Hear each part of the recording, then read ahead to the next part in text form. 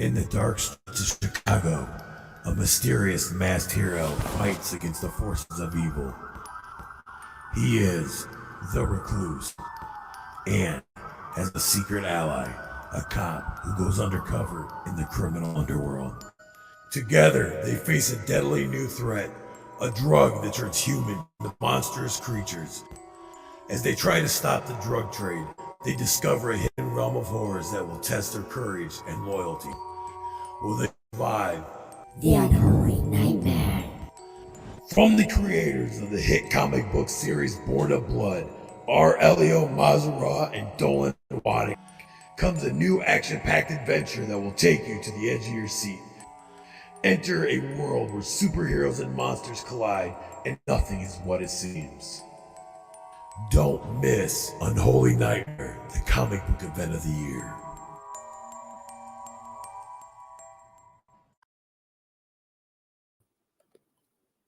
Oh, buddy.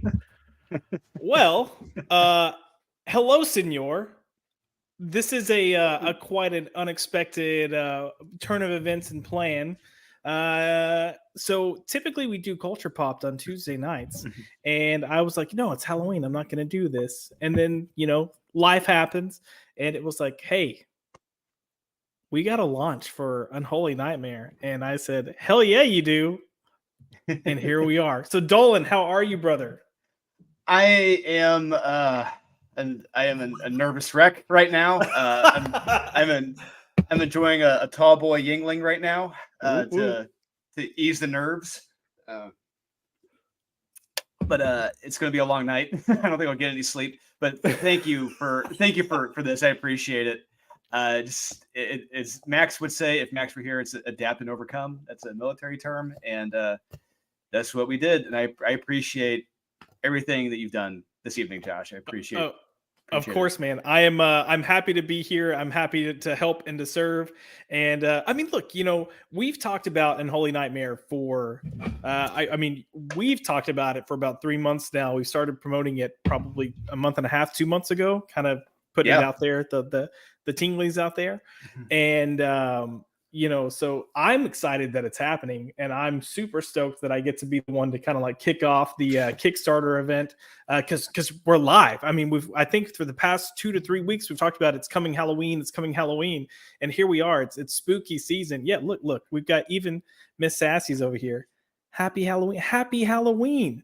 But yeah, this is even when I was creating Pop by Culture, I kind of decided one of the things I want to do is serve as a platform to get indie artists, creators, and their projects kind of out there in the internet sphere. And this is you're my first like PBC platform person event, special, spectacular, comic, like whatever the hell you want to call it. But we are going to make tonight all about this book, all about you and Aurelio, all about the work that went into it, and try to get people to go check out the Kickstarter, back the Kickstarter, and get some good comic book content, because Lord knows we need it.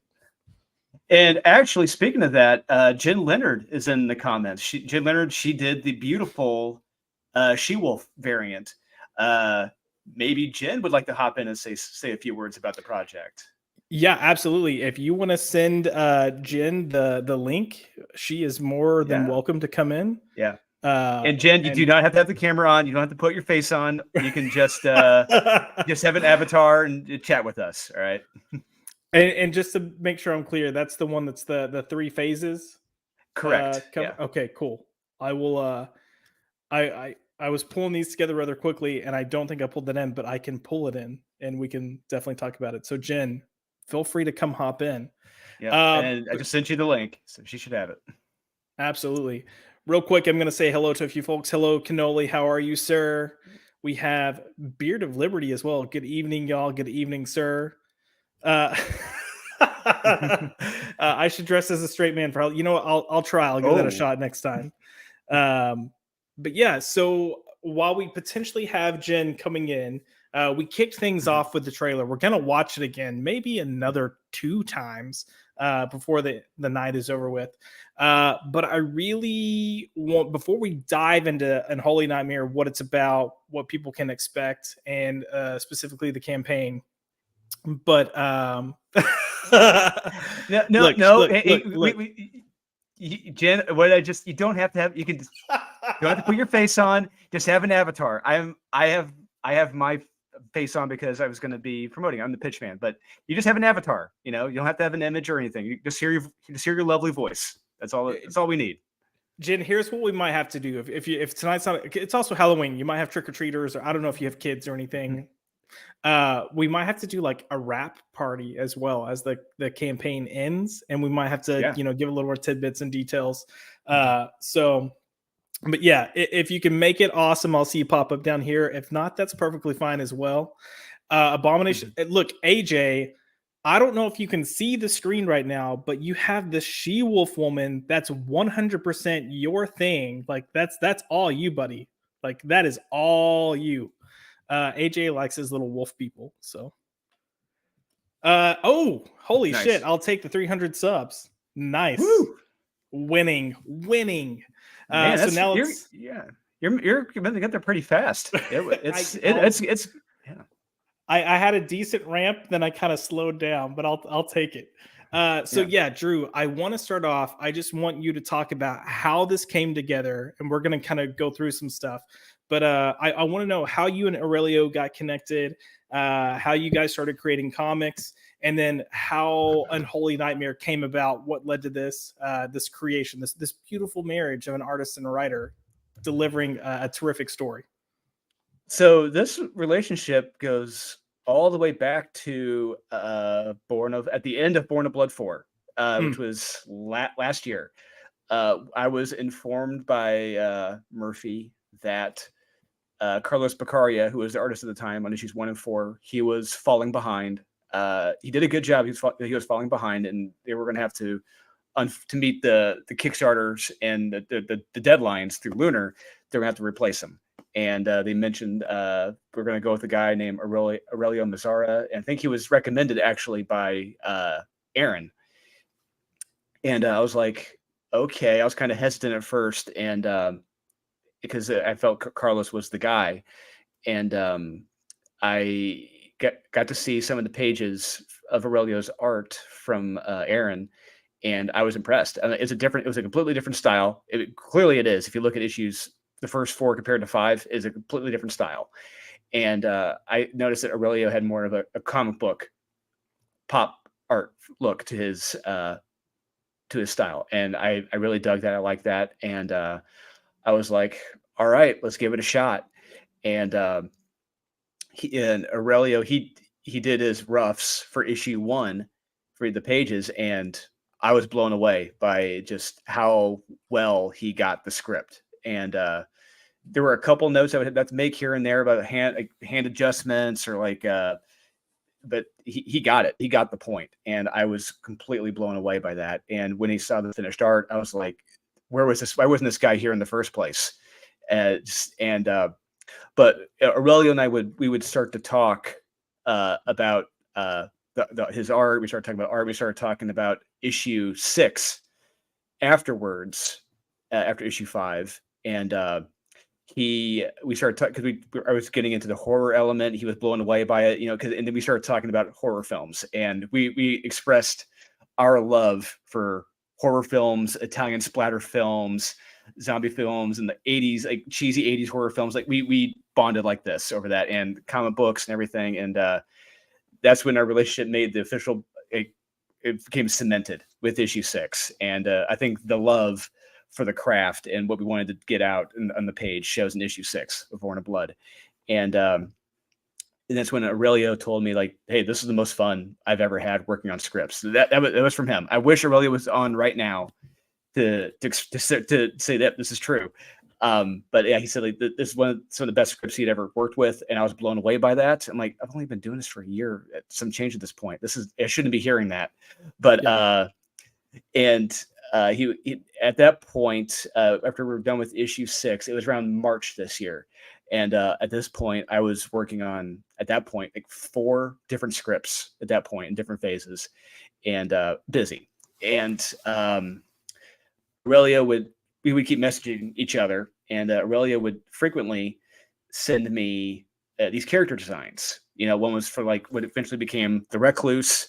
Another one was for Jen, and I was just blown away. I was looking. I'm like, these are great concepts. These are great characters, but I don't really know what to do with them.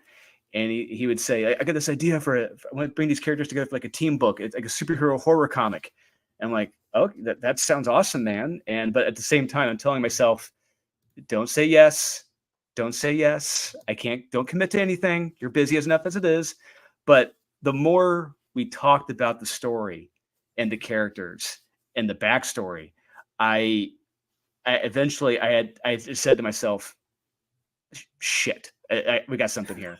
I couldn't say no. I couldn't say no to it. And I was like, Nice. all right, man, let's do this. And so from that point, I locked down the script, the first draft, in like a couple days. And then we started building the Mutant Farm logo. And then we started making the logo for Unholy Nightmare. And when we just sat down and started talking, like, how we're going to do this. And we said, let's go through Kickstarter. And like Aurelio was very firm in that he wanted this to be ours. He didn't want this to be anyone else's. He said this would be 50-50, him and me. And I was like, all right, let's do that. And he understood. We knew, like, this is a bigger risk. It's us. We're putting up our own money for this project, and it fails or succeeds by us. And I could not believe that he went along with me on this journey, and he's surprised I went along with him, and we're surprised everything progressed as quickly as it did. Yeah. And honestly, we're very surprised by how many people we got to come on board to do covers. And I think actually Jen. Yep. Or you want to think Jen was the very first one. There she is. Hey guys. Hey. Hello. How are you, Jen? Doing good. How about you? I'm doing well. I'm going to take you full screen real quick so you can show off this beautiful piece of artwork you got here. So the best angle I can get with this setup I've got. No worries. So Dolan was just kind of going through the process of how this came about, and then he mentioned doing the covers, and you provided one of the variant covers that's going to be for one of the tiers, I believe. Well, we're going to touch on those later in the night, but since you're here, I kind of want to hear about your work, how you came about getting involved with this. And I mean, just looking at your pencil work here is just freaking stunning. So I kind of want to hear a little bit about your background, and how you got involved with comics and art. Well, I mean, this is all about Dolan and them tonight. Their series, I've been looking forward to seeing this. Started working with him actually on Born of Blood with Merc Comics, and been a lot of fun. I've been working with Zenoscope and quite a few others, but this one's been one that it's fun to see the people that are creating the series be as excited about it as Dolan and them have been. So I'm excited for them. Agreed. I definitely think that excitement is something that we have seen and noticed as well. Because there's a small group chat with us that it's myself, Dolan, and some other people that are either involved with comics or YouTube or whatever. And the moment that he started talking about this, and it was just the idea, we're like, oh, okay, yeah, cool. I mean, like that'll be awesome. And then the moment you started seeing things come to life, it was just kind of like, holy crap, what's that moment where like, it's happening. So it's been that buildup. But just I think what Dolan was mentioning, just the way it came together, how fast it came together, and just the general excitement that I get from him, that it seems like Aurelio has. I'm assuming that those of you that brought in the variant covers have. It looks like you're all just having fun with it, and kind of I think a lot of people think comics are always super collaborative, and that's not always the case, even though they should be. But it seems like there's a lot of people that are just like having a good time and really putting their efforts behind this in a positive way. I agree 100%. Absolutely. So I do want to add. Oh, go ahead. I was just gonna say real quick to piggyback on what you just said about like how often the creators don't really talk to one another, and that's very much true. Like case in point, I'm rereading the World versus Todd McFarlane right now, And Todd talks about how when he was at Marvel in DC, in Marvel specifically, he wouldn't talk to any of the writers at all. He wouldn't talk to David Michelini. He wouldn't talk to Peter David at all. Period. He said they would do their own thing. I would do my own thing. That's just sad. It is sad. Jen, did they pitch an idea of what they wanted the cover to be, or did you just kind of hear the story and decide this is what I want to do for my cover? When I work with Dolan, he is very good about giving you ideas of what it is he's looking for and then just kind of playing off of it. Nice. So yeah, he was able to pitch a really good idea to me and then build off of that. Heck yeah. Well, we are going to go into some of the specifics of the story. I don't know if you want to hang out with us for a little bit, or if you have Halloween plans. Do you have Halloween plans? Are you dressed up? Is that why you're really? No. No, I've been working since I got up, and I'm just trying to get some work finished up so I can relax and watch some Halloween stuff. So there you go. Nice. Yeah, well, I appreciate you for jumping on. I think Dolan appreciates you for jumping on. I don't know if there's anything else you want to say about this real quick before we kind of go into the story itself, but I'll let you kind of close out whatever you want to say with this. I just want to encourage people to pick up a copy of this because I've seen Dolan's style of writing. I've seen the artwork in it. You guys are going to be in for a treat if you pick this up. Heck yeah. Thank you. I will say that 100% just based on the pages I've seen. And I think Aaron read the script. Yeah.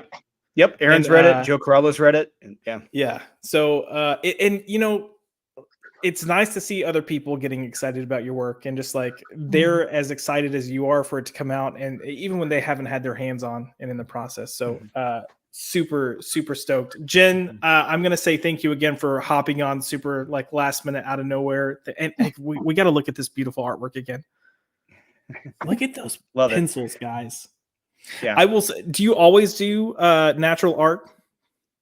Not always. It just depends on the publisher I've got and which colorist is going to be working on it.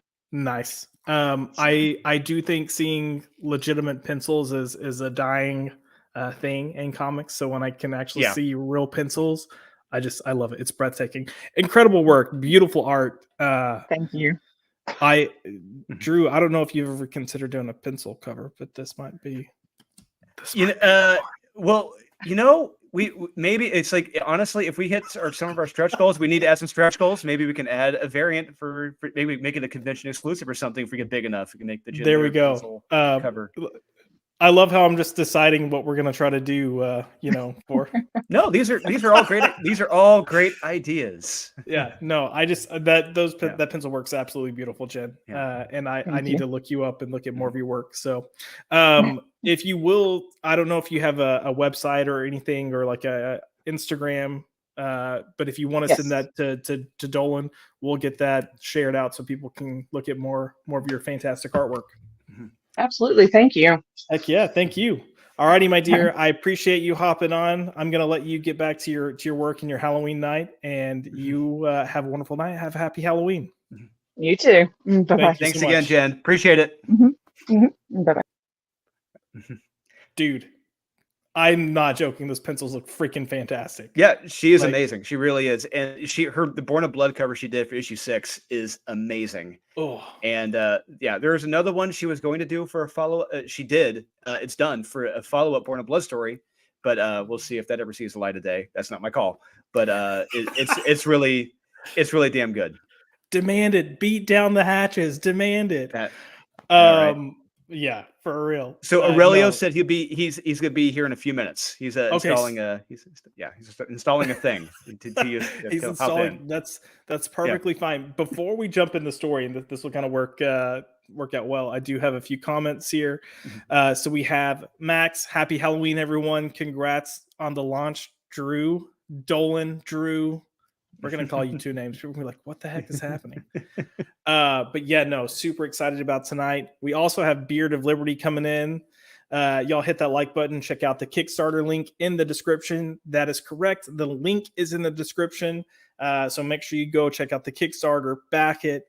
We're going to get into some of like the tier offerings in a bit. We're going to rewatch the trailer again in a bit. But we're going to look at some covers and some art and some pages just to give you a taste of what you have in store with this comic. And then the man himself, Zach's coming in, dropping the link in the comments, making it even easier for you to go check this project out if you want. And perfect timing because we have the one, the only Aurelio in the house. Hello, sir. How are you? Hello, There he guys. is. Hi. Finally, I was able to Yes. join. Hi.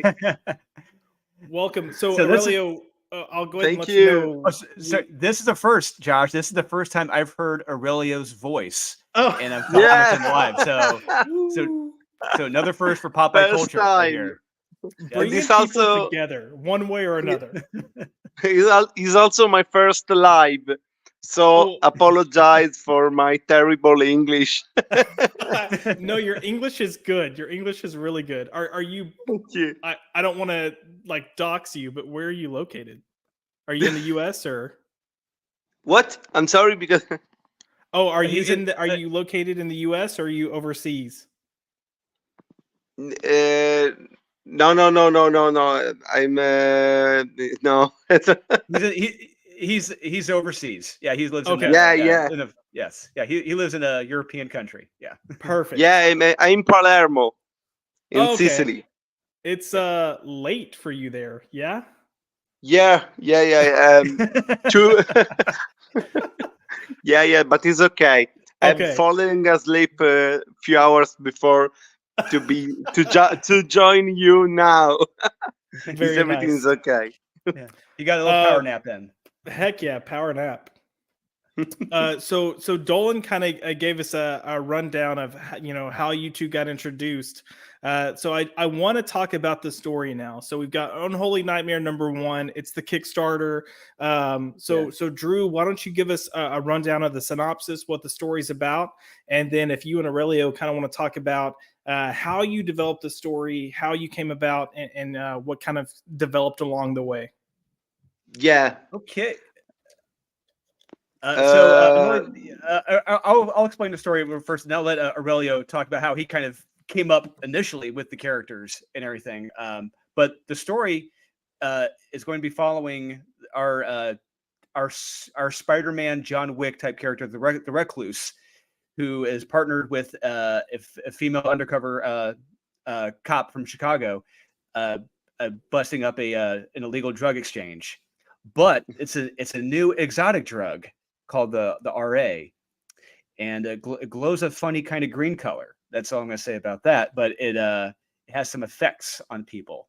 But on top of that, we also discover right around halfway through that both these characters, there may be something a little bit more to them. Like one may be a she-wolf, and the other one may turn into some type of arachnid character that they've been kind of keeping for one another. Maybe maybe one didn't know he turned into an arachnid. We'll find out more about that.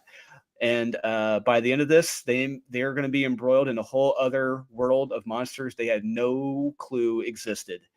So more or less, the comic starts off as a superhero as a superhero comic, you think, but then halfway through, it turns into a horror story. It's like, what is Nice. going on here?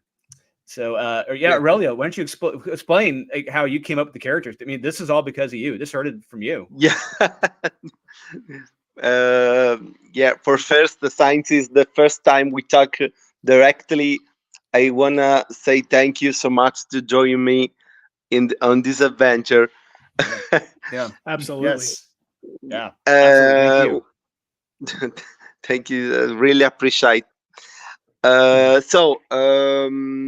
About the characters, yeah, as Dolan say, is basically everything starting with the Recluse.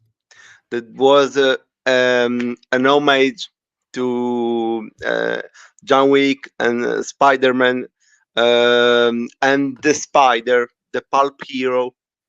My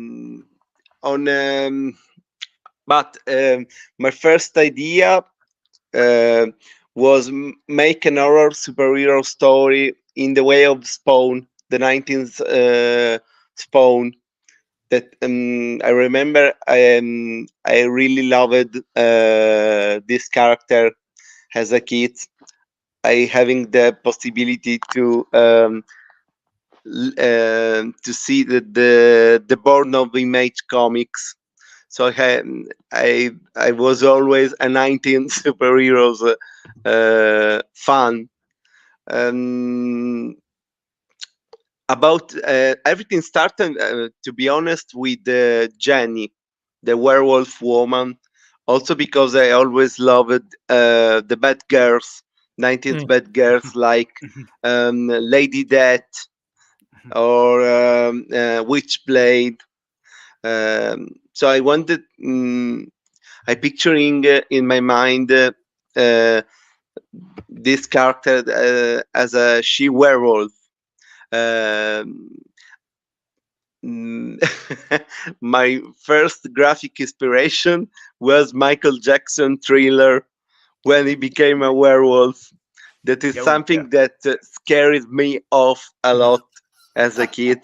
And to be honest, those effects still hold up. I was rewatching that music video, and Rick Baker did the special effects for that, and they still look amazing. Absolutely. I really loved that kind of design. I don't know if I was able to put it into the characters, but everything starting from this. In fact, everything started with the sketch of these characters.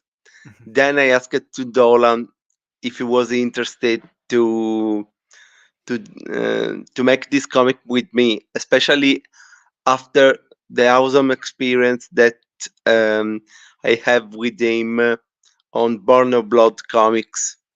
I have seen that was one of my of the best script I have the possibility to working on. So I falling in love with his scripts and asked him if he was interested to make this comic with me. And luckily he agreed.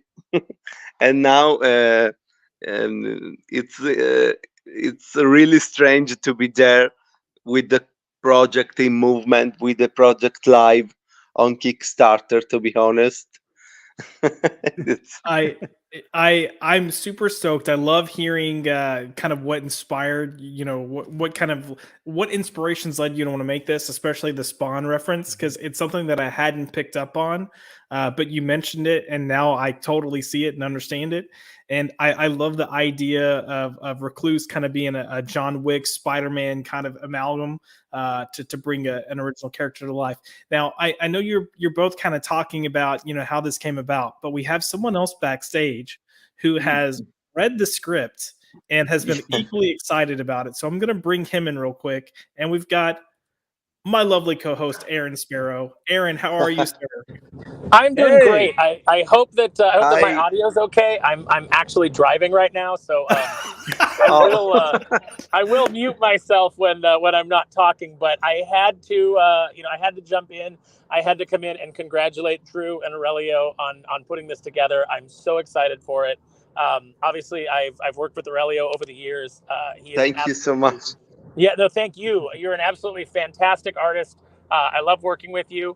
I love everything that you do, and this idea is so fun. This character is so cool, and the pages that you're turning in, I absolutely love. And I've read Drew's script. I will give him notes as an editor, but the script is fantastic. I think that he's really got something special here. I think these two guys have put together something that's really neat and something that we need more of in comics, since the mainstream seems to be failing us when it comes to giving us awesome reading material. So if you like horror, if you like superheroes, if you just like balls to the wall action, I think that you're going to love this book. Thank you so much. Thank you. Thanks, man. I'm super. I know I keep saying I'm super excited, and I want to stress, like, I've mentioned it in previous streams, but I was proud of Drew with Born of Blood, and I was behind him with that. But then for some reason this just feels different. And I'll even say, even with Born of Blood, there is a certain energy to that book once once you came on board and you two started working together. It was just almost like something just started meshing in a way that it wasn't there before. And then hearing the conversations about Unholy Nightmare, and then getting to see the images, and it's like we've gotten to see so many stages of it. Of here's the sketches. Okay, here's the inks for the page. Here's some colors. Here's some letters. Like getting to kind of experience that with Dolan along the way has only built my hype. And it's exactly what Aaron said. There's so many comics that aren't delivering what people have come to love and expect from comic books from major publishers. That I'm really excited to see something that's action packed, that has some intensity to it, and has kind of like that throw. You mentioned the '90s, and it's like that throwback feel to the '90s, where it's kind of like balls to the wall. Let's just go to town. And I love. There was one time that Drew sent us a picture in the group, and then he came back. He's like, "We're gonna update this. Aurelio wants more blood," and I was like, "Yes." Thank you. I really hoping. In fact, sometimes I ask it to him what people say, because if I can be totally honest, I was Born of Blood was my one of my first comics since a lot of years that I was a little bit off from draw comic book. But I was really, really blessed to be able to join him on this series. Thanks also to Aaron that gave me this possibility.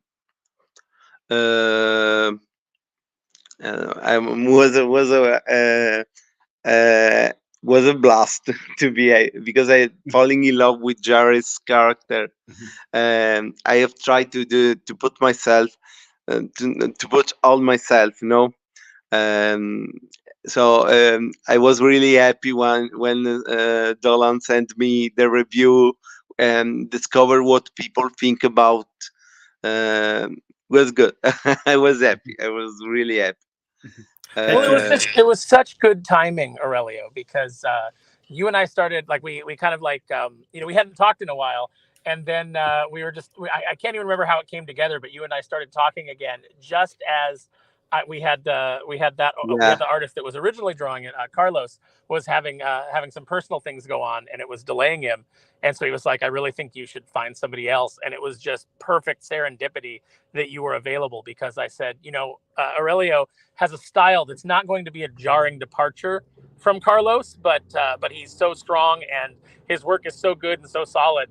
I recommended you to Joe Corallo, the editor on that book, a good friend of ours. And he looked at it and he was like, yeah, no, I think this is perfect. And then you guys were off to the races. And to see that turn into this is so gratifying as an editor, because all that I ever really want to do as an editor is help people succeed, like help them put their best foot forward so that they can move on and do amazing work. And you guys are doing amazing work with this. And I cannot wait for everybody to see it and experience it. Thank you so much. Thank you so much, Aura. We do have just a few comments here real quick. So we have Matthew Leinhart that came in with the fire emoji. So fire indeed. And then we have Mr. MVP himself, Max Von Priestley, with a little message to Aurelio. Ciao, Aurelio. So kind. Thank you so much. I stopped at ciao. I'm from Texas, okay? You say you like my words. I'm honored. Thank you so much. Really, really thank you. Means a lot to me. Thank you so much. I love it. We're gonna go into another slide real quick, and I've got some of the pages pulled together. So I know in the Kickstarter campaign, you guys posted 6 different pages. I've kind of just put them here. So for people that are watching the stream, they can see some. So here's 3 pages here. And I guess, Aurelio, I'd love to hear kind of, since this is really featuring your art, I'd love to hear a little bit about which artists inspired you as far as comics are concerned, and maybe some of your approach to how you kind of lay out your panels and do your general page layouts. Yeah. So about my what inspired me as an artist, I could say there's some of Joe Quesada's first works, like Hash, or is Azrael Run. There's something from Ryan Audley. But my big love for the 19th, so we can see some Todd McFarlane reference, or Brett Booth, Ryan Otley especially is a big influence for me. And about the pages, I have also try to make on paper what, as a comics reader, I would like to see into a comic book. Makes sense. All the my inspiration is the 19th in general. So we talk about yes, comics for sure, but also lots of horror movie, because I'm really horror movie lovers. Or Saturday morning cartoons that here in Italy was every day in TV. So we could talk about the Gargoyle, that was the Gargoyle, or of course Spider-Man overall, and horror movies like there was especially one that was Total Eclipse from the late Anthony Hickok's. That was an horror director. He make Waxwork, or Hellraiser Chapter 3. And there was these movies with Mario Van Peebles that is a werewolf cop, no? And all these elements, a little bit of trauma movies too. To be honest, for example, I have a Toxic Avenger fan, an Hellraiser fan, of course. I am trying to make all these elements into my pages. Actually, yeah. Yeah, so before you hopped on and we kicked off the stream, one of the things Dolan was talking about was kind of both of your affinity for horror, and what kind of brought you guys together, and how that so I know for a fact Dolan's a huge horror film, but he was kind of mentioning that's what kind of brought you two together, is kind of discussing some of your favorite films. And I think that too, maybe similarities that you had in films or what you appreciated or loved kind of translated into what you wanted to do with this book. But hearing that background, seeing these images, and kind of seeing what you guys are bringing to the table, like for me, it's all kind of coming together and making sense in terms of the presentation. And I think it's freaking fantastic. So I do have another set of pages real quick if you want to kind of go through. I know there's a specific character here that Aurelio you were excited to bring to the table. Yeah. I insisting a little bit for Shadow Realm, that is the cyber killer ninja. Well, I this is basically was born from my Liefeld Sauna characters. I don't know if you know what is the Liefeld Sauna. It was a period that everyone could make his Rob Liefeld inspired characters to them, with my name and surname coming out. This name Shadow Realm. I have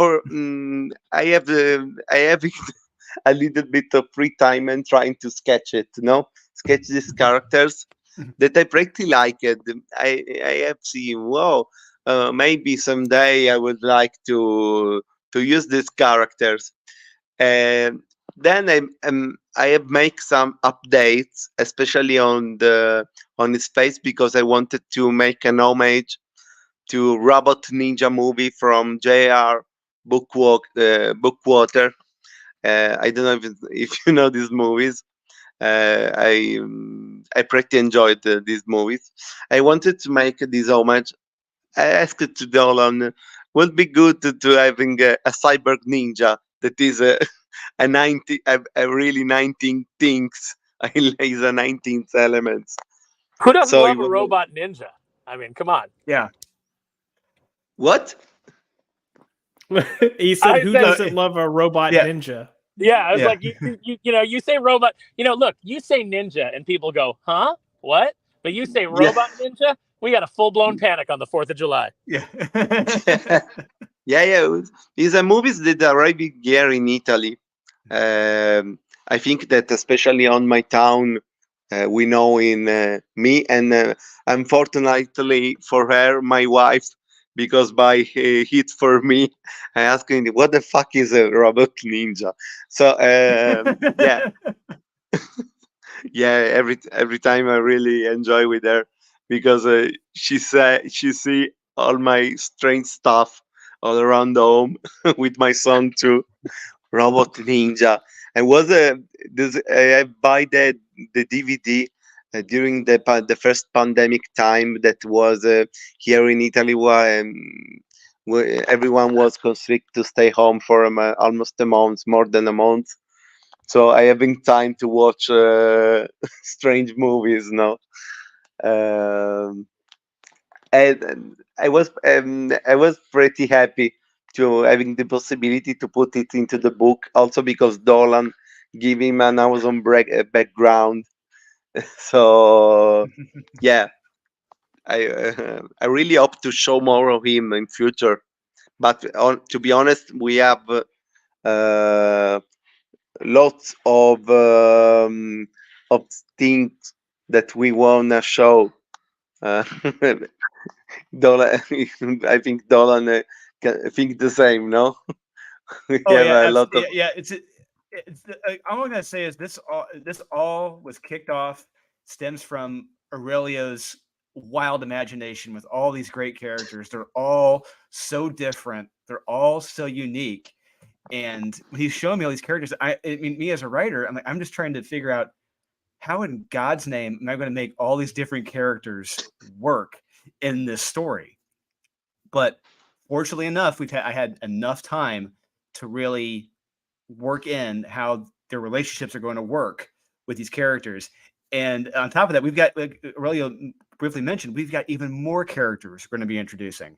And me as a fan and reader and critic of comics, I find it's best if you're doing an issue 1, don't throw the whole kitchen sink in the first issue. Do not bombard the reader with too many new characters. And I felt it best to really let's focus on the recluse. Let's focus on the she-wolf. Let's focus on the cybernetic ninja, and let's mention briefly who one of the bad guys could be, and let's do a tease of a big new character in the very last page. I thought that's just enough characters to introduce. Yeah. Yeah, I think that's definitely a good mindset. Give enough that people can, latch onto, give a little tease at the end. And I mean, just hearing what you guys have discussed about how you're approaching the characters, you're setting yourself up with limitless stories that you can tell. And yeah, I'm stoked. We do have a couple of comments I'm going to throw up real quick. So we have Nicholas Gear, just backed, great looking book, proud to support. Absolutely. Thank you. Thank you so much. We appreciate it. Again, we've kind of mentioned this a few times. A lot of your mainstream publishers right now just are kind of dropping the ball, not delivering, what people come to superhero comics for, horror comics for, and just the story that I know that's at hand, and just the energy that's in Aurelio's, panels here. His sequential story. I'm talking as if you're not here, so I apologize. But Aurelio, your sequential storytelling is really good. It's easy to follow. It's got a flow and an energy that's just super nice. And again, I see the 90s inspiration, and it's nice to kind of see that back here. So you're welcome. We have Cajun Corey. Happy Halloween. Hello, sir. Happy Halloween. Happy Halloween. Justin Miller, this is dope. Agreed. I think Thank it is you. dope. Thank you. And he also said this concept is so awesome and creative. Completely agree. Thank you so loving much. it. Yeah. I do want to ask. I know we gotta have the characters here. We get a character teased. So correct me if I'm wrong, Drew. We've completely written the first script. It's the first issue. The script is done. Aurelio's done the 6 pages. We're gonna back the book. If it meets its threshold, we're gonna complete the pages. Correct? That is correct. Yeah. If that goes well, are we planning?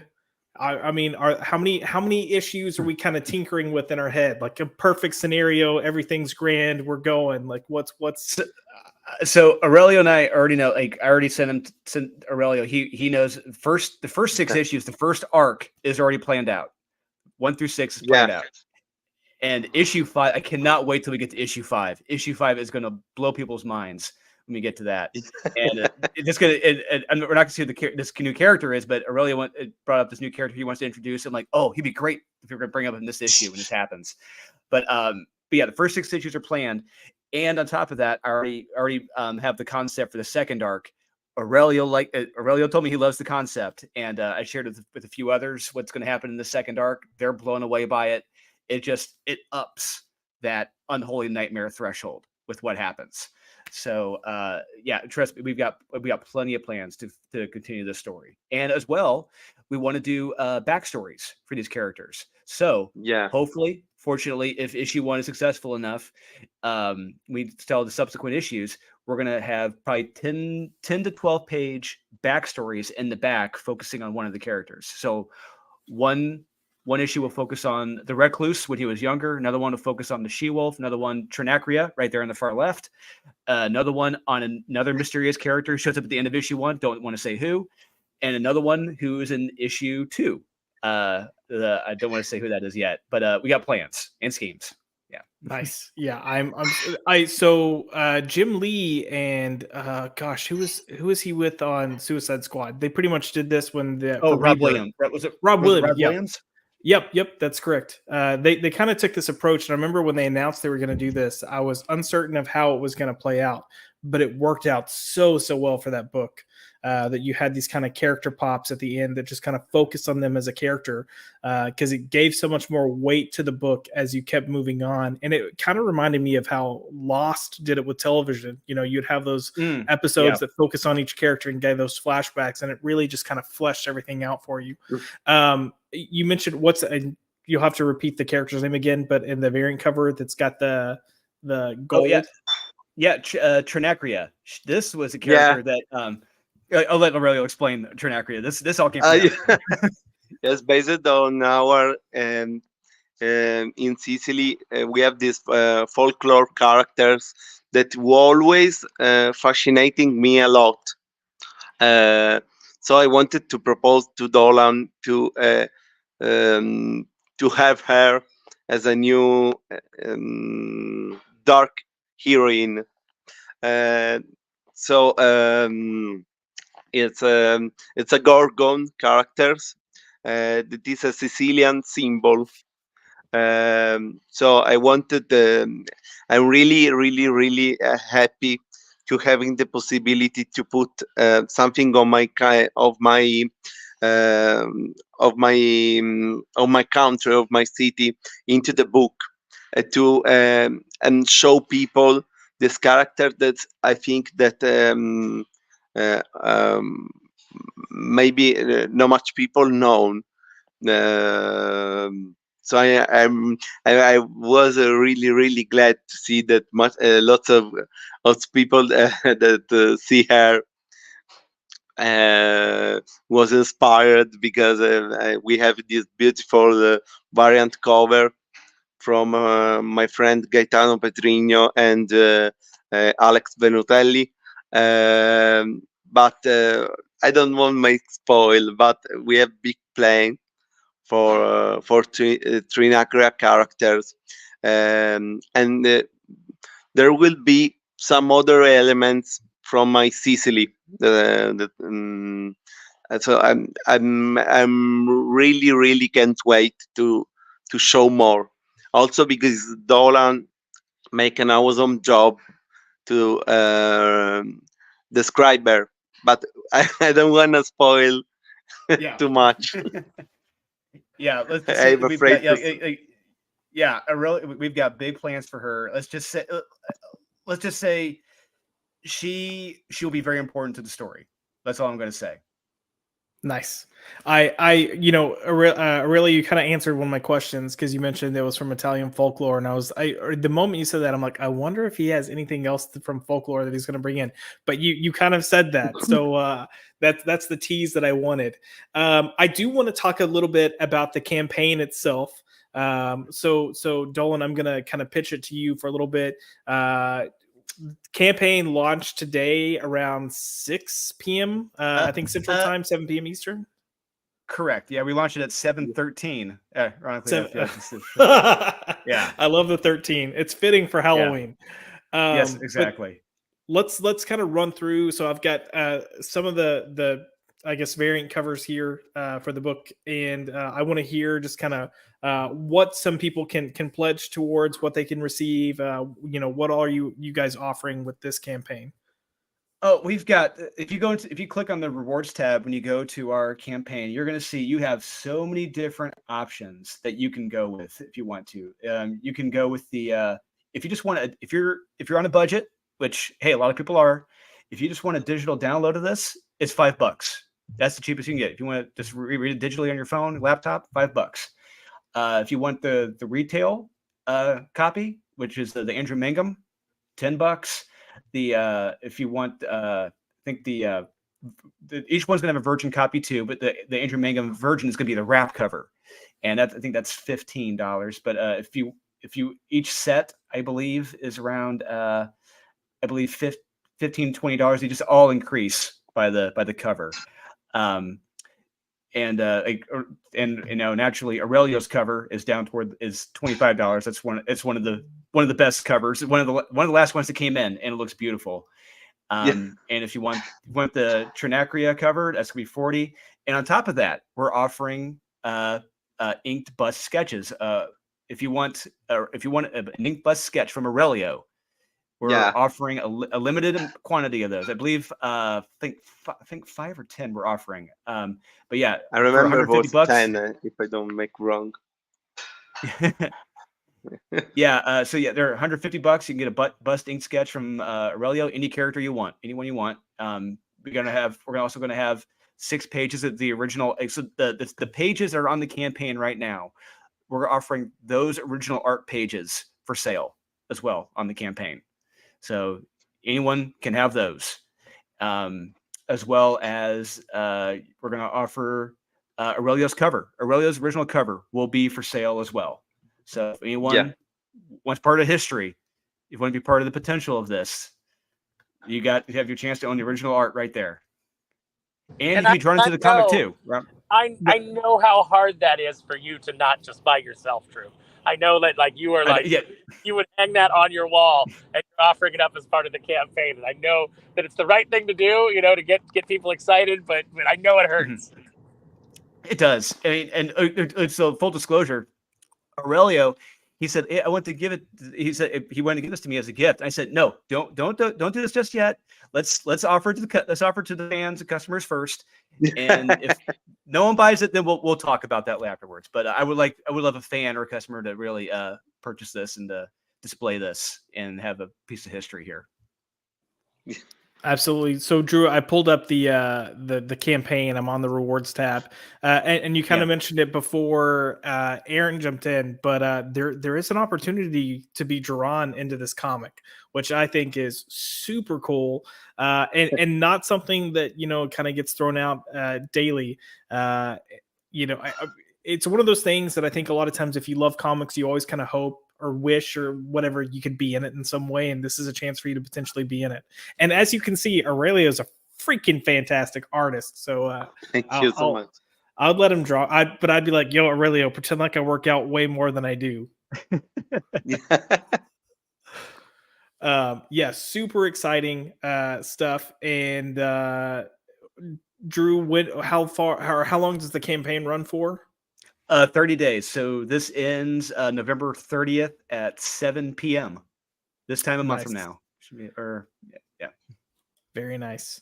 I do want to kind of pop back in, and I want to bring up the trailer again, if that's okay. Yeah, let's do it. Let's do it. Okay, give me 1 second, guys, and I'll bring this in. Streets of Chicago, a mysterious masked hero fights against the forces of evil. He is the Recluse, and as a secret ally, a cop who goes undercover in the criminal underworld.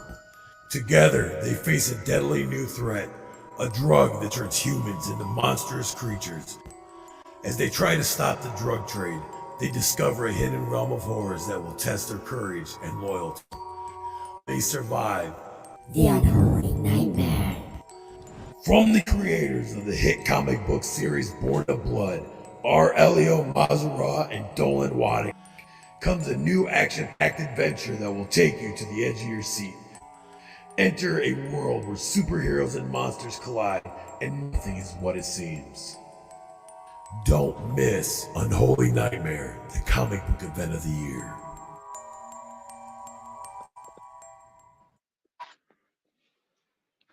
So freaking awesome.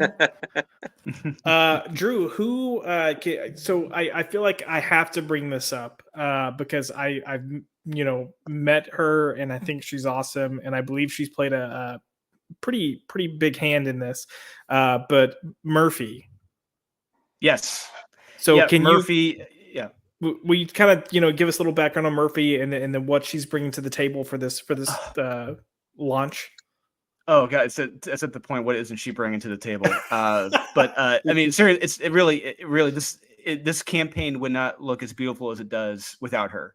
That's all I got to say. But she goes as far back as Merc Publishing. When we started a couple years ago, where she was running everything, running the campaigns, and she was writing Miss Meow. But that's where our relationship started. And we were kind of filling each other out initially, but then our relationship. It grew, it got better over a couple of years. When I had brought this up, I was back in March, I was talking to a few of you guys. I was talking to Aaron, I was talking to Josh, and I was like, not sure what to do. We're probably thinking about going through Kickstarter, but I really don't know what to do. I mean, I have an idea, but like, I think with some help, I don't think it'd be as successful as it could be. And Aaron had brought up, why don't you reach out to Murphy? And I was like, I hadn't thought of that. And so I did such that. I called Murphy, asked her, told her what the project was. I wish she was here right now. She could back this up. Her first question was, is this a booby book? I'm like, no, it is not a booby book. Don't worry. It's not. It's a superhero horror action comic. She was like, right on. She's like, I'm down. Let's do this. It's like, all right, great. So I sent her everything we had. She was excited about it. And she initially she set up everything for the Kickstarter, and it looks beautiful. And she lined up everything, set up all the tiers and the perks, got all the art finalized and ready to go. And without her, this wouldn't be where it is right now. Heck yeah. I feel lucky to have met Murphy and kind of got to pick her brain about things when we were all in Dallas for Fan Expo, and awesome individual. And I loved her story about how she kind of fell into comics and doing this. And I love her love and passion for it that she's grown to have just from doing it. And so much talent there, so much that she brings to the table, and such a just perfect person to have in your corner. I do kind of I don't want to keep you all here all night, because especially Aurelio, I know it's like 3 a.m. for you. Hey, we're going all night, baby. I'm sitting in traffic. Let's do this. Let's go. Yeah. I'm sitting in traffic, and I'm here, so we're gonna keep the hype train going. I'll suffer with Aaron. Let's do this. Well, I guess one of the things I want to know is let's do this. What character are you guys most excited for people to experience? Oh, I'll give you a second to think about it. This is probably harder for Aurelio because Aurelio's like, these are all my fucking characters, man. Yeah, I want everyone to it's like- experience all of them. I'll say for me, the one I'm looking forward to the most comes up in issue 2. He's one I'm looking forward to writing the most. I don't want to say who it is. He's going to be like our Hulk, our Pit type character in the book. hell Yeah. And when Aurelio sent me the images, I'm like, oh fuck yes, let's do this. And I started coming up with a backstory for the character, and actually, little spoiler alert, if this is successful, if it is, and we get to tell the backstories for the characters, I'm bringing on a co-writer to help write that backstory, and he may or may not be on the panel with us. Let's see what happens with that. Yeah. But I think that guy's available, actually. Yeah. You heard it here, folks. I'm gonna be co-writing. No, I'm kidding. Yeah. Yeah, no, that would be freaking awesome. Because you guys have done some great work together. Of course, we're referring to the one, the only Aaron Sparrow. Aurelio, is there a specific character that you're just like super excited for people to experience? I think I wouldn't spoil nothing, but for sure, lots of Jenny Jenny's the werewolf woman characters. Yeah, I really want to bring her to people. Yeah, I can wait to see what they think about. Is our bad girl. Is our super heroine bad girl. But there's a specific character that we will see at the end of the issue 1, but I really can't wait to show him in action. So it's gonna be great. I think it's another is a Dolan character, a character that Dolan likes too. If I don't make wrong, right? No, it's true. I really enjoy this character, and when we see this character show up, he's going to be looking a certain way. But we're going to show him in like I would say, I think 3 different phases, really, in this book, which is pretty cool. You get three different costumes and a couple of different appearances. He's going to look amazing. One is a callback to an old comic book series that Aurelio really loves, and I'm like, okay, how can we make this costume work? It would take some tweaking, but I think we got it to work. It looks pretty cool. But when we tell his origin story eventually, hopefully, I'm taking something I was going to use for Born of Blood that's not going to happen now, and just kind of adapting that to this. I'm like, this would be perfect, and just going to change some names here and there, but boom, we got his origin story. And I cannot wait. And but honestly, I really think a lot of people are going to connect with the Recluse. I think they're really going to connect to him because something tells me people are going to dig him. Well, Drew, when you showed me the initial, did we lose you? Oh, did you lose me? Yeah. Am I back? Yeah, you're back. You're back. Okay. When you first showed me the character designs, because Aurelio was still being very secretive, and you told me, and then when I said something to Aurelio about like, oh, I saw Unholy Nightmare, he was like, oh, I didn't know if I was supposed to show you. But I told Drew the moment that he showed me the character design, I said, well, I already want an action figure of that. So if that's my immediate reaction, then it's a great character, and I'm excited for it.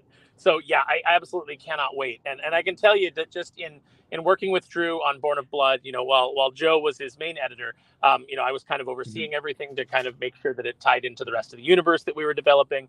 And Drew is a great writer. He's a humble writer, which is unusual. He's really grown. He really grew over the course of working with Joe and I on Born of Blood, and this is his best work so far. It's if you liked Born of Blood, this is going to blow your socks off. The thing that's really great is that from the very beginning, Drew was like, okay, well, give me notes. Tell me what tell me what you think is I've done wrong in my scripts. Tell me what you think I've done right, because he really was interested in the craft and he wanted to grow and he wanted to learn as much as quickly as possible. And you don't get that a lot. You get people who think that they know everything. You see books coming out from the mainstream now where the writer is never challenged. They're never told this is wrong. The characterization is wrong. You've written this character incorrectly. They don't get any of that pushback, because when a company is doing 70 to 80 books a month, there's no care, for the craft. There's no editorial oversight. Everybody's so overworked that it's just get that first draft and just pump it out. And that's why what you're reading always feels like a first draft. But with Unholy Nightmare, Drew has really gone in. They have been meticulous about it. Obviously all of Aurelio's pages are so detailed and look so great. If you guys love comics, if you love horror, if you love superheroes, and if you just love helping people who really love the audience, which you don't get from the mainstream. Most of the mainstream hates your guts now. You get told all the time how much they dislike you as customers. But, if you want to support two guys that really love comics and will really appreciate you giving them the chance to, hook you into an awesome story, Unholy Nightmare is the book for you. Agreed. I do want to just kind of Thank you. dovetail Aaron a bit, and I mentioned this to Drew, I think a month ago, but he's been finding more and more success. He's getting more and more work. He's really starting to develop a name for himself in the comics industry as a writer, and I'll just piggyback Aaron. A lot of humility there, a lot of grace. He has a love for this craft. And instead of getting a big head and becoming pompous, he's really just kind of been. I will never forget. We were in Dallas and we were talking about this, and I think that's roughly when these conversations first kind of came about of like, we might do something. And I was like, how are you? And he's like, man, I'm living the dream. Like, I'm living my dream right now. And that's his mentality. That's just how his approach is. And it's so refreshing to see someone that's not jaded, that's loving what they're doing and just bringing their best to the table. And then getting to even speak to Aurelio, like there's so much passion there. And again, just the love for the medium. And Aurelio, you seem like a super awesome, great guy. Even Nosferatu, our lovable troll vampire that haunts the comics, is like, I want to have a romantic dinner with this man. And then Where no you homo, want. though. Where you want. I'm available. No problem. No problem. You are in Italy. Can you cook some Italian food? I mean, is that? I can buy all the necessary, and I'll ask to my mother-in-law and to my wife to cooking something good. Don't worry about it. Here, everything is good. Just let me know. Absolutely. We do have a few more comments here. So Brian Miklik been interested in this since the project was announced after listening to Aurelio backing his cover. Absolutely. We have Justin Miller. The potential for this is huge. Go ahead. I'm sorry. Yeah, that's the one thing I've heard from everyone. Everyone I've shown this concept to, the art, the story, they're just like, whoa. They're all blown away because like it's mind blowing that no one's really. People have tried to do this before, but they've all kind of failed, in my opinion. They've never really delivered successfully on a superhero horror story. And I feel like when they read the script or they know the concept, they see the characters, they're like, there's something unique and special here. There's something crazy here that could be very successful. And it's like, it's mind blowing to me. And I'm sure it's mind blowing to Aurelio too. Where like this just started off as characters he came up with, he was just stretching. And then all of a sudden within some matter of months, people are like, this looks amazing. This could be huge. The added bonus too, if I can just go back to Murphy for a moment.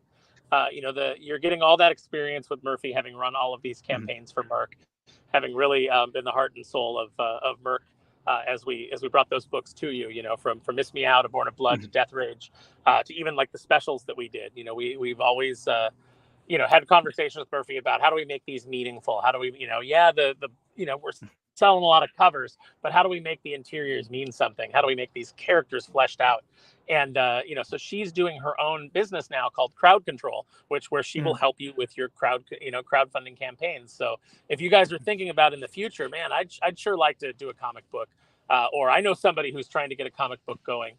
Go and check out the Crowd Control site, and just bookmark it, and when you're ready, reach out, because Murphy can help you navigate all of these different pitfalls and things like that so many of the first time crowdfunders, they get in over their head because they don't know all the things to expect. So if you want to be successful right out of the gate, you want to make sure that you have all the tools that you need to actually deliver, not be one of these guys that talks a big game and then is talking crap about other indie creators, and meanwhile they have like a 7-year-old Kickstarter that they've never fulfilled. Don't be those guys. Get in good with somebody who can help you, and go check out Crowd Control. And that's another thing. It takes the pressure off. So Drew and Aurelio, instead of having to think about how do I fulfill this, how do I do this, how do I do that, they get to focus purely on the creative aspect and the pages, and making sure that every piece of this book reads and looks amazing. So I'm like, I don't know if you guys can tell, I'm super excited about this. I love it when I see my friends succeed. I love it when I see them branch out and do something for themselves. And we've got such a good group of guys, in the comics aficionados. Wes has really brought us together, and it's absolutely fantastic to see people branching out on their own and kicking ass. So, and thank you so much to everybody who's listening and who is thinking of supporting the book. Absolutely. Thank you so much. Also, because with Aaron, I have forget to say that was my first editor. Because we worked together on Kung Fu Panda, right? So now after lots of years, we are still back together, no? Yes, was I? I didn't know I was your first editor. That's amazing. Yeah, it was my editor at Ape Entertainment. You remember? I think we also met on my first New York Comic Con, if I don't make wrong. Yes, we did, and that's actually where I met David Hedgecock, who was at Ape Entertainment, who I am having lunch with on Friday. So I will make sure to say hi for you, Aurelio. Oh yeah. Very nice. I wanted to remind everyone that Zach's posted a link to the Kickstarter earlier. I have it pinned in the chat, so it's easy for you to access. And Dolan, do we want to see where we're at? Is that something we want to look at? Sure. Yeah. Let's go ahead and show where we're at right now. So let's see. Oh, actually, hold on. Before we do that, let me go back, because I do have something pulled up, and some people commented on it earlier that I didn't get to mention. But we had Jen on at the very beginning of the show, and she was showing off the pencils for the cover that she did for the variant.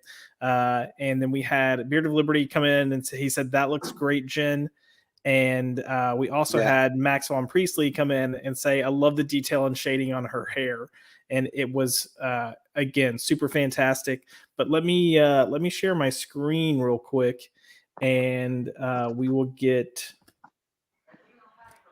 a look at the color version of that. So you can see it here, but you've got the cover colored there that Jim provided. So just fantastic work. And it looks so different too, looking at the pencils versus the colors. And for me, the pencils I just blew my mind, because I've seen the colored cover multiple times now, but the moment I saw the pencils, I was just like, holy crap, there's fantastic line work there. So great stuff. But let me truck on up to the top here. So currently sitting at 761. That is not too shabby for a start. And I do know that, this isn't the only marketing that you plan on doing. So I don't know if you want to plug where else you plan on popping up this week, Dolan, to kind of get some people interested if they want to hear some more info. Totally. Yeah. I will be, I do know Wes from Thinking Critical. He's going to be showing this off probably throughout the next month. He's going to be showing up the trailer, showing up promoting the campaign. You may, if you're watching Saturday Aficionados, you may see the Aficionados being sponsored by Unholy Nightmare.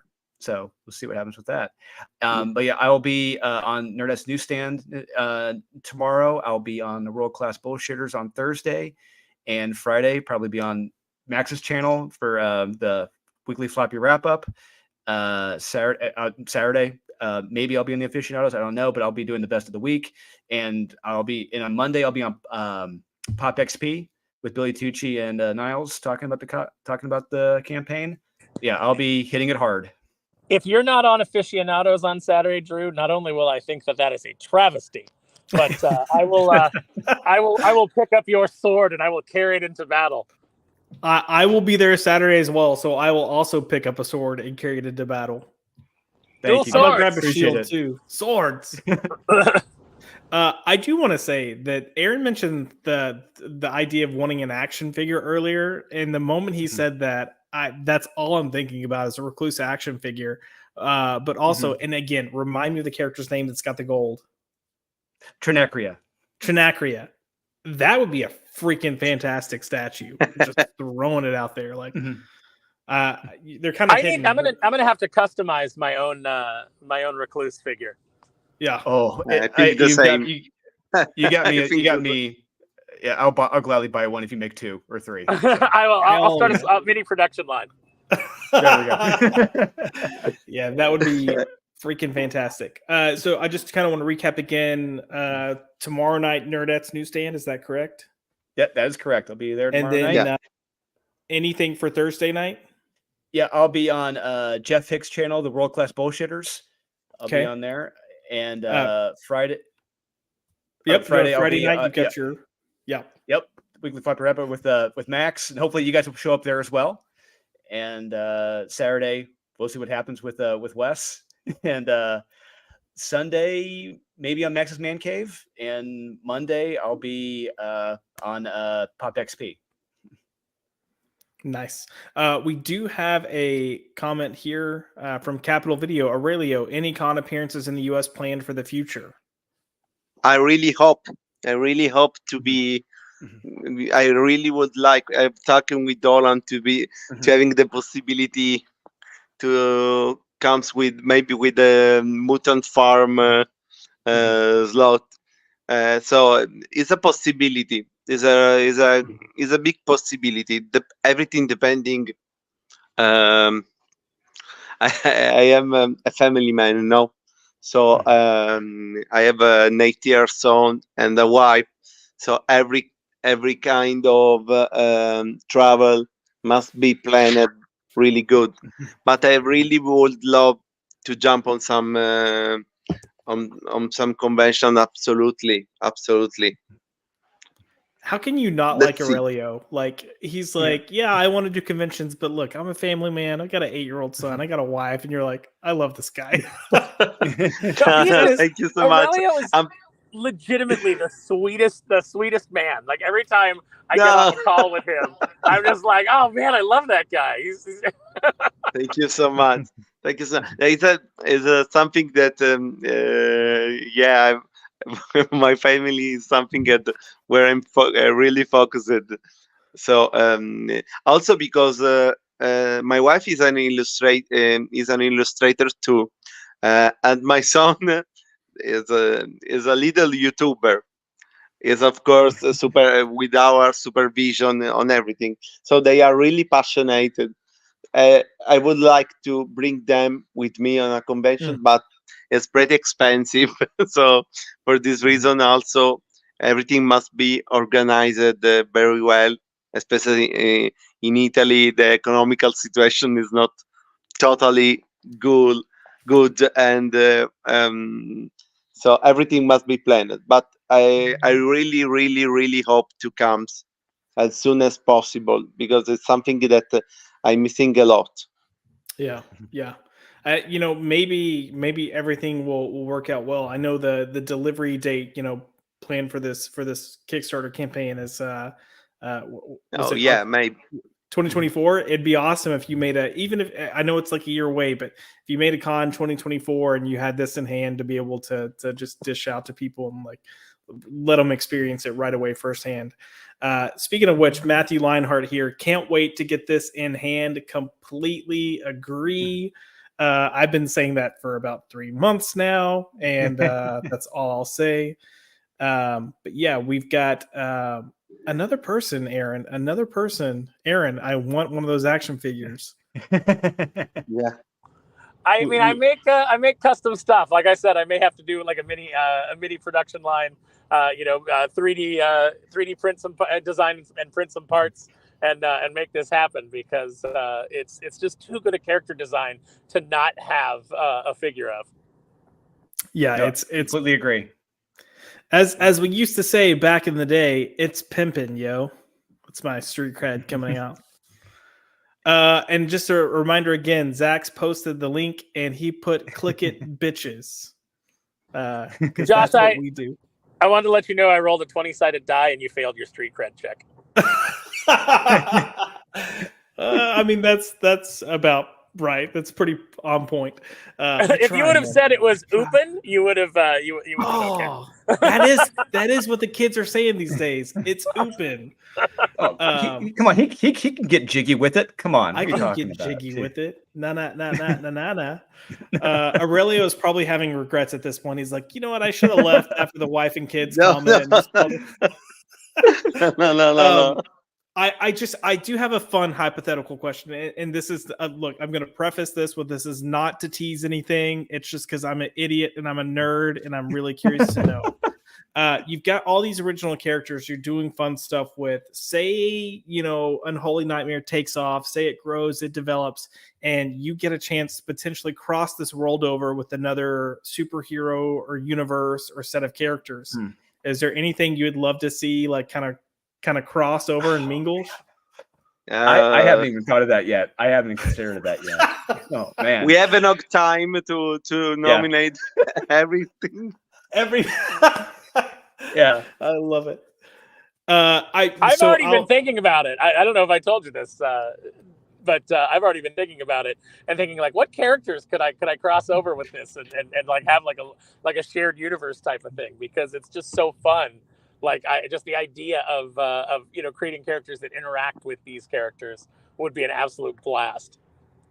Yeah, absolutely. Oh, yeah. I mean, look, I don't think either one of these for me would surprise anyone, but I'm such a big Buffy fan, and I think you can take that aspect in the world of monsters and having these like just you could have something badass there.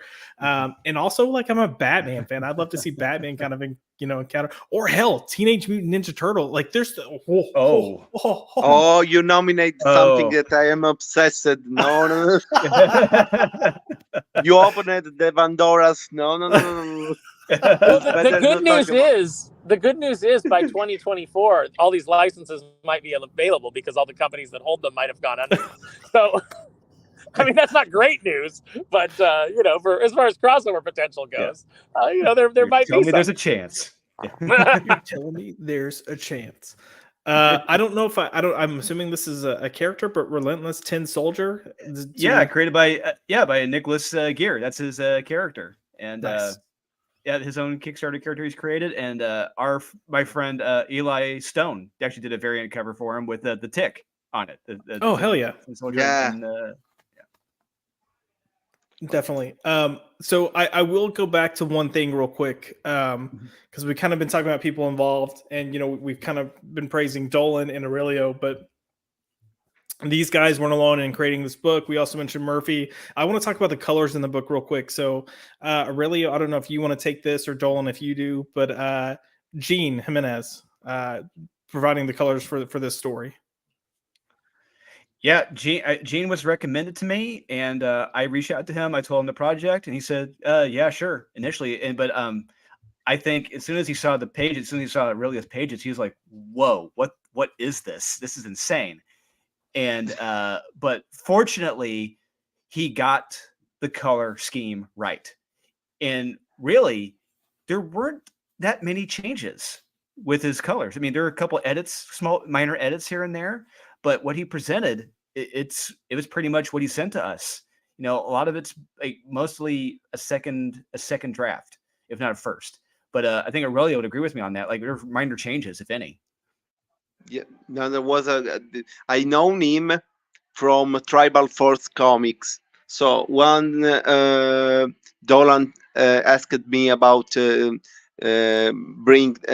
Jean on the book, I was really excited because I really one of the things I don't know if you know this comic book from John Produstar that is not Warpath from X-Men. He's an actor that make this comic book called Tribal Force, and having him as a colorist on the first issues. So I was really happy, and it totally nailed the pages are make an Amazon work.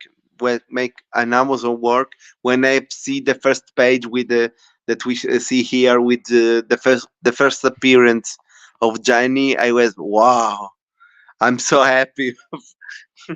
So it was awesome. Yeah, he got it right away, which was Yeah. it blew us away.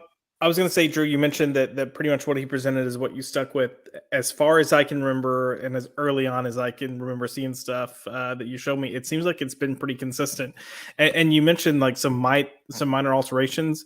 I know that, even within the past like week or so, you've just shown an image, being like, hey, what do you guys think about, the colors on this cover? And it was like almost like a slight wash that might change, but it seems like it's been pretty consistent, and I agree. I think it's perfect colors for it. I love the tone that's coming from the colors, and I think it matches well.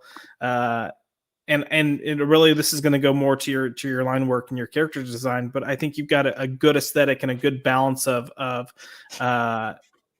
realism, and kind of some gruesomeness, but also like enough of a step away from realism that it lets your imagination do some of the work as well. So just super, super rad.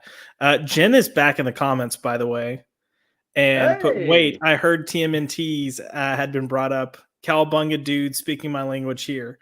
Yeah, we were playing with the idea if you could cross this universe over with anything else, what would it be with? And that's just me nerding out because I'm a moron like that. I love my nerd stuff. Hey, we all do. I mean, it's because of us. They've done literally a TMNT Power Rangers crossovers. They've done Batman versus Batman TMNT crossovers.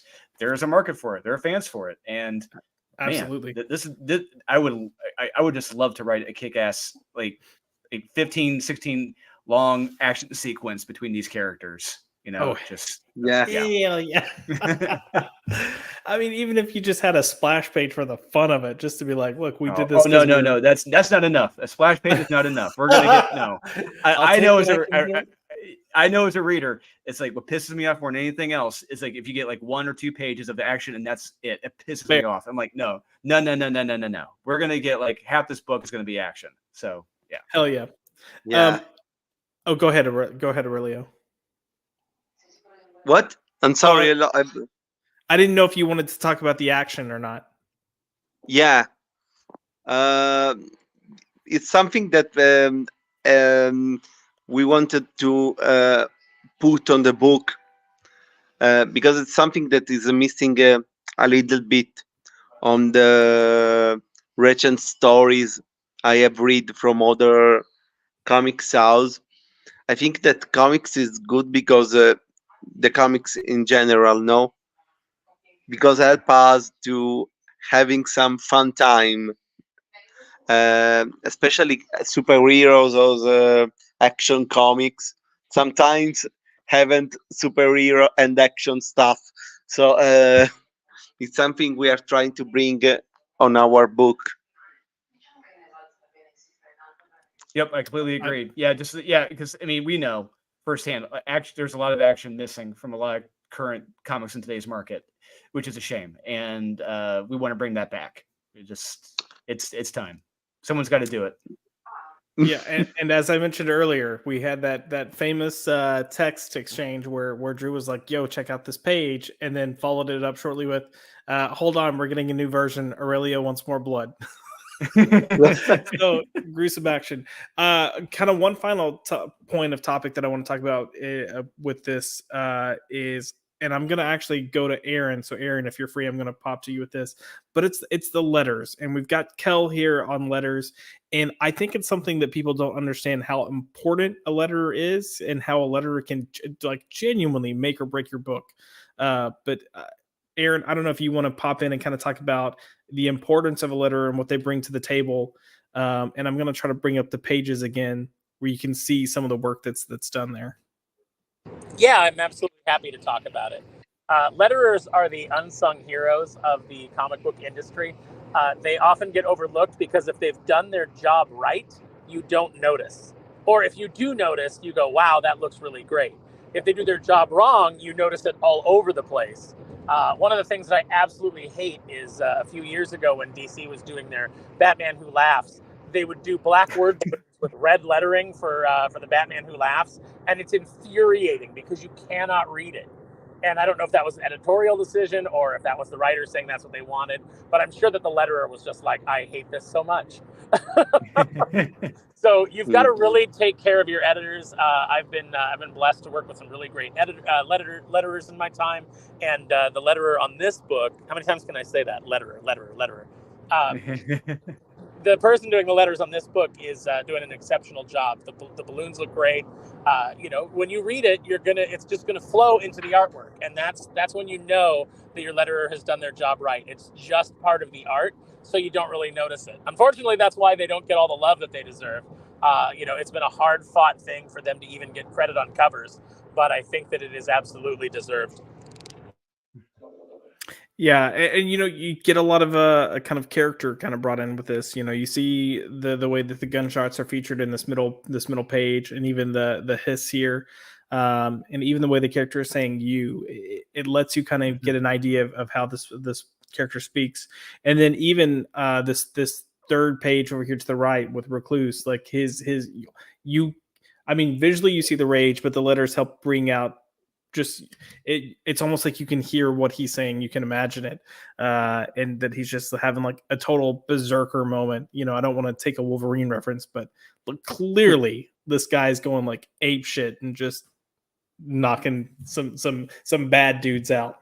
So yeah, letters are definitely important, and it looks like it's good work here. It pops, it stands out in a good way, kind of like what Aaron was saying, and it's also not noticeable in a good way. So, really terrific work there. It should always enhance and never detract. Absolutely. That's the way you say that properly, and this is why Aaron is always my co-host. So when I can't say things right, he jumps in and says them for me. So I'm gonna, we're hitting close to 11 for your time. We're getting close to like, I don't know, 5 a.m. for Aurelio, something like that, somewhere in there. I just, I kind of want to start kind of bringing this full circle and say, just kind of give your sound off. What are you most excited for? What do you hope people take away, and why should they back the book? But Drew or Dolan, I'm going to let you go first. I'm looking, honestly, me personally, I'm looking forward to, I'm sure Aaron feels the same way. There's nothing like being able to hold the comic the first time, opening that box, getting it out of the box and holding it, seeing it, flipping through it, and just being able to say, like, it's actually physically here. It exists.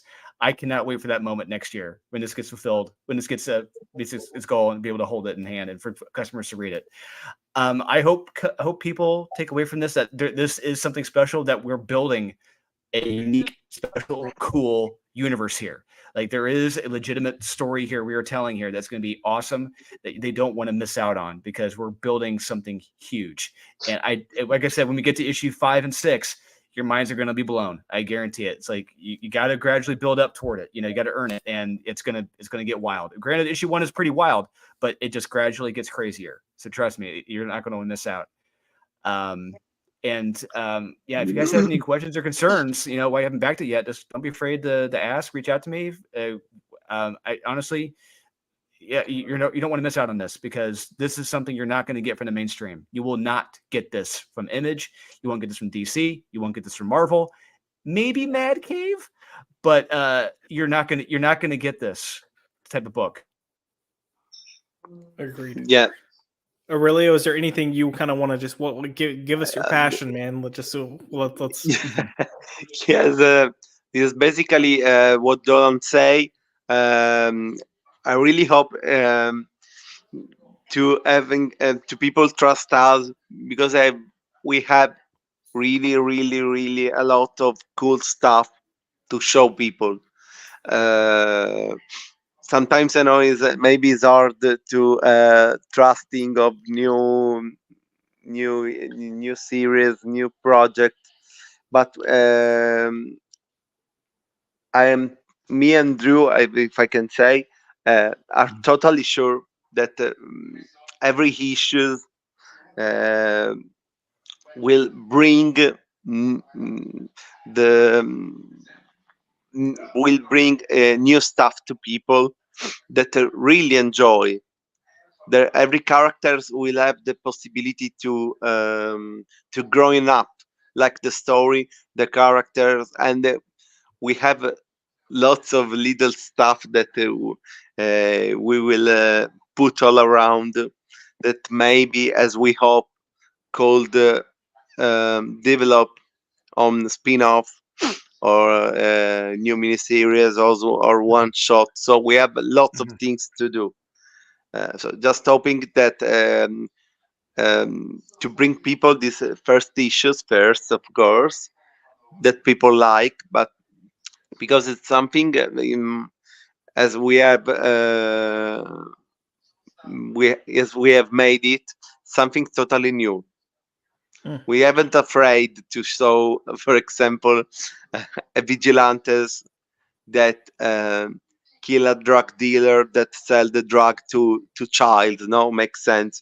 That's something that one of the reasons why I'm unable actually to read Batman, because after the 10th time that Joker tried to kill you, to kill that kill innocent people, you continue to take him in jail. Okay, you don't kill him, but maybe destroy his back. Like I don't know if you remember this character that was from Jim Valentino's Shadowhawk. Yeah. One Shadowhawk was awesome as a vigilante, is my way, because he didn't kill the criminal. That is okay, absolutely, but he make them unable to do other bad stuff in future. No, and it's something that we haven't afraid to show on our stuff.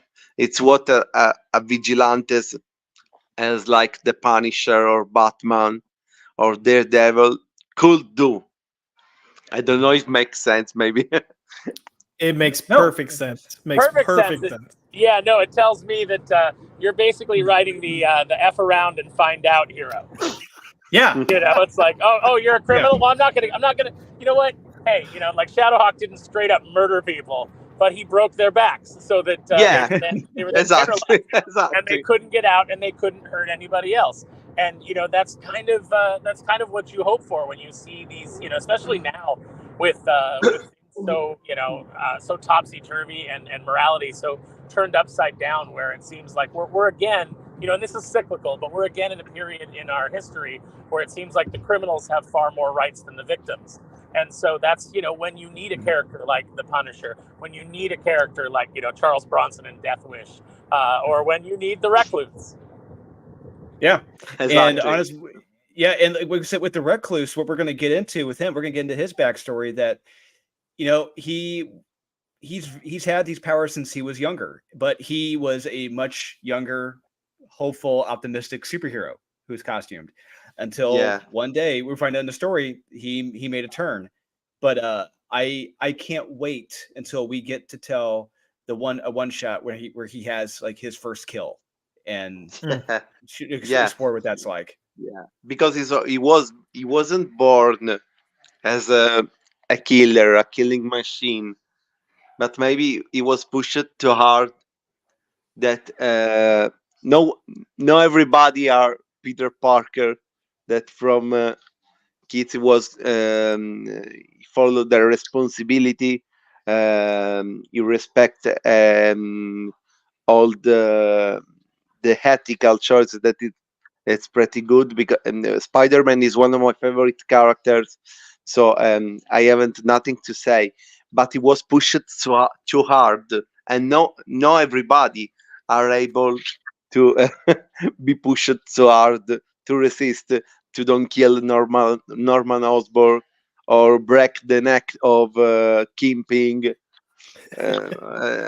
So the first things when I picturing the idea for the recluse was this: what happened if a young Peter Parker is pushed too hard and make him mad?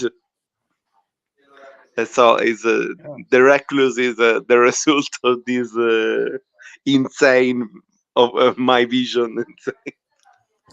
And I love that. I love that because you were already thinking about, the evolution of a character. And there aren't enough people that are creating comics in mainstream right now that think about those sort of things. They just think about, how do I write myself into this? And you're actually thinking of like, okay, who is this character? Where does he come from? What's his background? What is it that, that he happens in his life that affects him?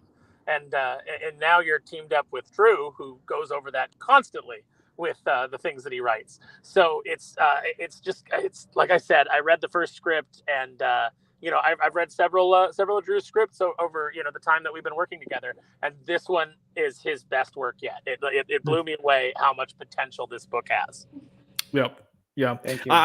I think even just from hearing the conversations and, hearing Drew talked about the concept of these characters coming from you, Aurelio, and then how you guys were developing the story, and just just what you guys were discussing about the texture and the backstory of these characters, that there's so much more detail and nuance just kind of discussing who these characters are, and that leads to so much storytelling that you can provide with these characters in this world.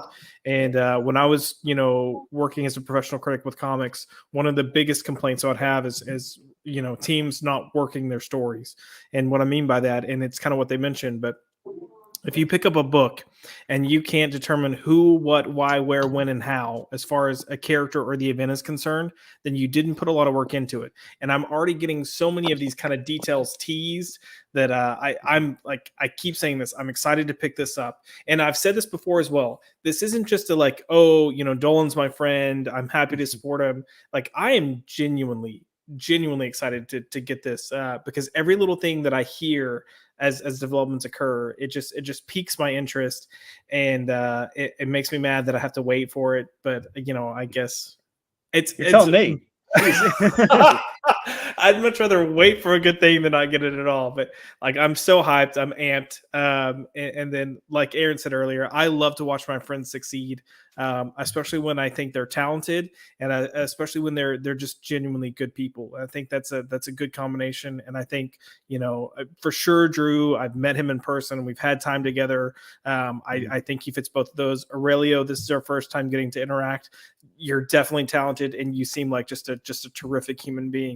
Thank you so much. You're very welcome. Those are the people that you want to see succeed. So super happy to be here tonight. Super happy that we get to kind of promote this, and I'm happy that it's just the start. And I know that there's going to be much bigger channels and audiences getting made aware of this within the coming week, and I think just the sky is the limit. So I know I'm going to be singing the praises of this for the next 30 days and kind of pushing and championing for it, and I cannot wait to see how this turns out. I do want to kind of go through and hear from each of you real quick. Just I don't know if you have anything like a social that people can go check out, maybe Aurelio, to see some of your work. But we'll do that, and then after we kind of go through where people can find you guys, I think we might close out the night by watching the trailer just one more time. Yeah, absolutely. I will say this: I will since Drew is not on Twitter. I will be his Twitter arm. So if you want to come over there and get updates about Unholy Nightmare, I'll be doing it over there since he refuses to be a part of X. And I appreciate it. And I've told the reason why I'm not on there is because I knew if I were, I would get nothing done. I just know for a fact. Yeah, Well, no, it's definitely a time suck. But you guys, any of you who are familiar with me, either through my work or through my appearances on Thinking Critical, Clownfish TV, any of these places, I think that you guys know I am not a shill. If I don't like something, I will happily tell you that, even my desk. I will talk about how much I hate Disney Star Wars, no matter how much it makes sure that I will never get any work from Disney. I try to be honest with you guys, and I'm honestly telling this is a book worth backing. And these two guys are two guys that are worth supporting. So yeah, let's watch that. Let's let everybody talk about where you can find them, and let's watch that trailer again. I'm going to jump in and give where you can find me, because I want this to be about Dolan and Aurelio before we do that last trailer. But I will also be championing this on Twitter since Dolan doesn't have a Twitter. So you'll see this coming from my @JoshuaL.McDonald and my @ByPopped handle. So you're going to see both kind of throwing this out there. And yeah, just I might have to tease each of the tiers to really kind of push that. Again, great covers, great content, and I'm super excited to get my hands on this book. Aurelio, do you have like an Instagram or anything where you feature your work, or do you have a site where you maybe sell original art or anything like that? I have an Instagram page and an ArtStation page with some of my work, the work that I can show, of course, because I'm Instagram, Facebook, ArtStation. Nice. What I'll do is I'll make sure I get that from either you or Dolan, and I'll make sure I share that out so people can just see more of the work that you do. Oh, Nicholas Greer, look at this. Heck yeah. Thanks, man. Appreciate it. I shared on Twitter. Thank you, man. Thank you so much. The biggest hurdle that indie creators have is just making people aware of the work that they do. So any type of sharing that you can do, whatever you can do to make sure people see this, I say do it, because this is a concept that I think when you do see it, you kind of want to read it. Yeah, but yeah, you guys are like, oh man, I really wish that I could support you guys, but things are financially tough right now. I mean, I get it. Inflation's through the roof. Gas and groceries are crazy. I get that. Like, everybody might not have expendable income, but even if you could just go out there and share and make your friends and your followers aware of it, that is so huge, and we would just thank you so much for doing that. Yeah, absolutely. Sure. And then Dolan, where can people find you? You can find me on Facebook as Dolan Waddick. You can find me on Instagram as Dolan_Waddick. Or you can reach out to us on Facebook at Mutant Farm Comics, and you can engage with me there. And I'll gladly answer any questions you may have, chat with you, talk about art, whatever. Absolutely.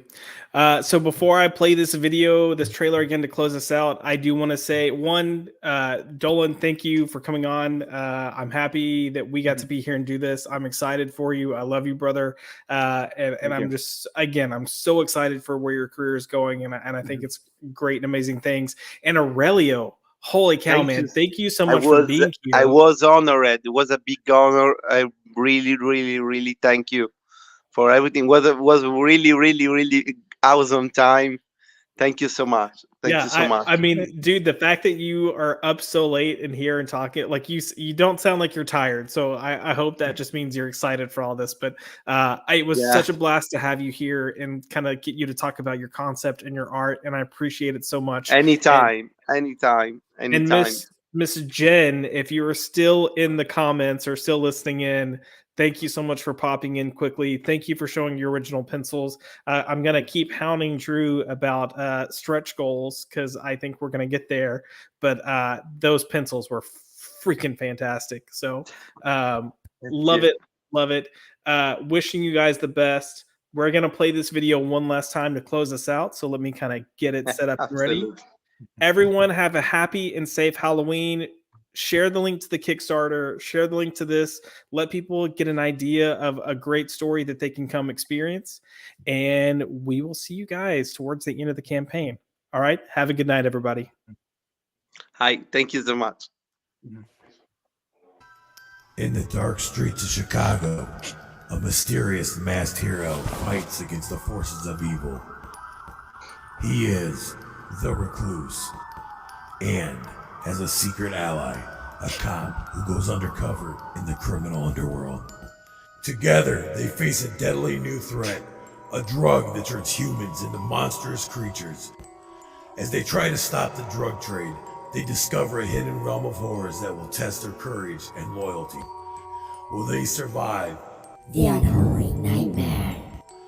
From the creators of the hit comic book series Born of Blood, Aurelio, Mazzara, and Dolan Waddick, comes a new action-packed adventure that will take you to the edge of your seat. Enter a world where superheroes and monsters collide, and nothing is what it seems. Don't miss Unholy Nightmare, the comic book event of the year.